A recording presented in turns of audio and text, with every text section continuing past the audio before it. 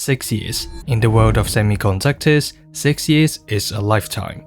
When we look back at the Turing architecture, the GTX 1660 Super was the undisputed king of budget GPUs. But we're now in 2026, and this card is simply a relic. We're talking about 6GB of VRAM in an era where some modern titles require 8 just to load textures. Some would say it belongs in a museum, but according to Steam, there's still around 1.4% of Steam users running a 1660 Super in their rig, and that's hundreds of thousands of players. There has to be reasons why they're sticking to it in 2026. Welcome back to Nexify. Today, we're gonna find out if overclocking can pull this card back from being obsolete, or if the VRAM ceiling has become a brick wall in 2026. Let's look at the silicon. The TU-116-300 die is built on Nvidia's Turing architecture, the same generation as the RTX 20 series, but Nvidia took away the dedicated RT and Tensor cores for these budget cards, and that means zero native support for hardware ray tracing or DLSS. Back in 2019, this $229 card was the budget king, essentially matching the more expensive 1660 Ti because of the newer, faster GDDR6 memory. Fast forward to 2026, games are getting way heavier than before. In recent Unreal Engine 5 titles and the upcoming GTA 6, raw rasterization power isn't your only issue. That 6GB of VRAM can also be a nightmare. To set our control variables, I tested the card on my test bench. An overclocked i7-8700K at 5GHz, paired with 32GB of DDR4 running at 3200 megatransfers CL16. The rest of the parts are listed in the video description, feel free to check them out. In 3D Mark TimeSpy, the stock 1660 Super got graphics score of 6137. To put that in perspective, a modern budget GPU like the RTX 5060 nearly doubles that score out of the box, but these numbers are theoretical. Let's see how it actually performs across the following titles. Starting with a competitive game, CS2 at 1080p low. The GTX 1660 Super managed to pull 375 FPS on average and 151 for the 1% lows. It's fluid and responsive, but the moment you start cranking the settings up, the GPU becomes a major bottleneck and causes a bit of frame drops. We'll see if overclocking can relieve that issue later on. Shifting to GPU-bound titles, Black Myth: Wukong shows us exactly what happens when older hardware meets modern game engines. At 1080p medium, we're looking at a sluggish 38 average FPS, with 1% lows hovering around 31. This is basically console-level frame rates. It's unbelievable how poorly optimized these Unreal Engine 5 titles are.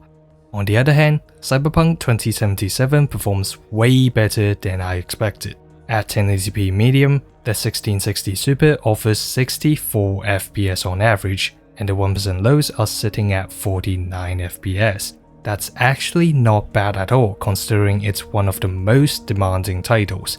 Moving on to Forza Horizon 6, this game demonstrates what optimization can do for older hardware. At 1080p medium, the game runs surprisingly well, averaging at 68 FPS while keeping 1% lows at a solid 56. And the frame times here are remarkably consistent for a 2026 title. Finally, Red Dead Redemption 2 at 1080p medium. It runs at 56 FPS average with 1% lows sitting at 46. On paper, it seems playable, but whenever you go outdoors, the frames dip under 50 because of the vegetation around the map. It feels a bit sluggish in actual gameplay. Now that we know the card is choking in modern titles, let's head into MSI Afterburner and see how much performance we can unlock through tuning. Normally, I would tell you to undervolt the graphics card to increase thermal headroom, but the 1660 Super is a different breed. With a stock TGP of just 125 watts, the GPU core barely touches 60 degrees under load. Thermal throttling isn't a problem here, there's plenty of headroom. And that's why I'm only doing a simple overclock here, a positive 150 MHz offset to the GPU core. It's usually the sweet spot for a stable Turing chip. Next, the VRAM. Since Nvidia equipped the 1660 Super with faster GDDR6 chips, there's plenty of potential left on the table, so we're pushing that memory with a 1000 MHz overclock. Finally, to keep the overclock stable, we need to uncap the power limit. While some cheaper single fan models have this slider locked, our triple fan variant have bunch of cooling to spare, and that's why we can unlock the full 150 watts to feed this overclock. Now, let's see what that overclock actually brings us. In TimeSpy, our graphics score jumps by 12% to nearly 6900. However, synthetic numbers don't tell the whole story, so let's have a look at the game benchmarks. Back in CS2 at 1080p low, the average frames climbed from 375 to 393, with 1% lows bumping up by 20 frames to 171. Pretty solid for a CPU bound scenario.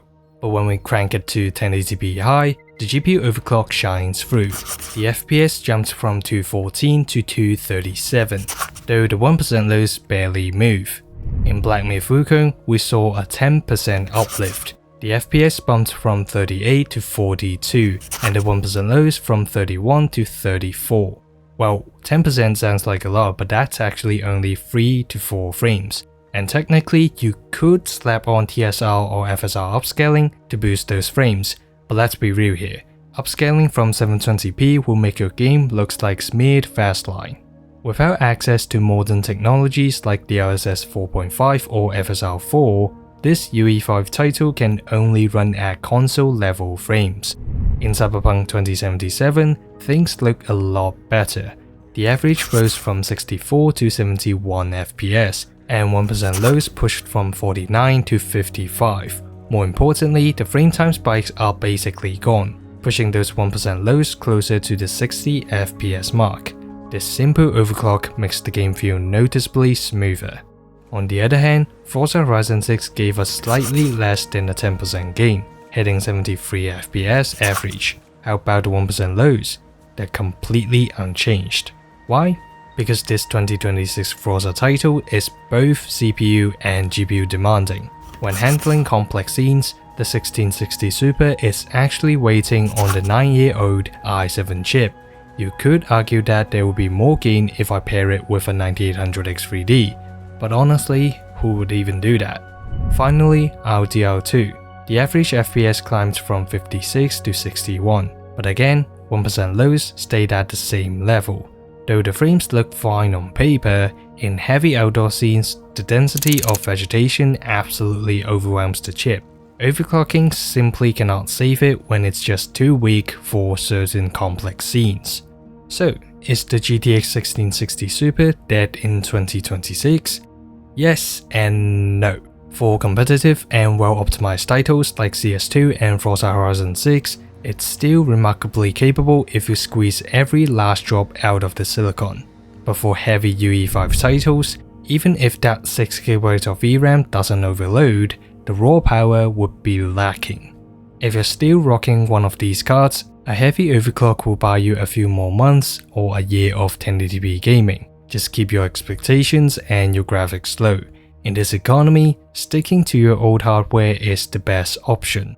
And hopefully, the prices will drop as soon as possible.